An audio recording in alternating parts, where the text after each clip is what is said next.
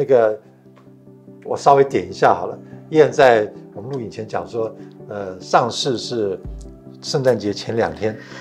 对不对？对，12月22号，人家都去过节去了，是你们那边还在筹怎么上市，是没错。然后去敲银行的门，银行都说你们来干什么？我们都要过节了。对，然后上市的前10天，你们的上市银行还发现他没钱了。对，然后最后还是上市了。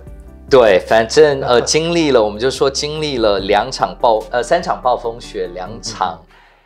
那个身边发生的在时代广场的抢劫案，然后1次的爆炸案，然后就只为做一个 IPO， 终于做了一个 IPO。对，那也是当时纳斯达克跟美国证交所公认可能最艰难的一次 IPO， 不简单不简单。所以今天看到燕这样子啊，光鲜亮丽，对不对？脸色红润，表示营养不错啊。有现在比较回到台湾比较舒服一点，比较舒服一点，脸色红润，然后那个气色不错啊，神情也很愉快。是，但是你想不到说几年前在拼上市的时候，其实是几乎上市不了。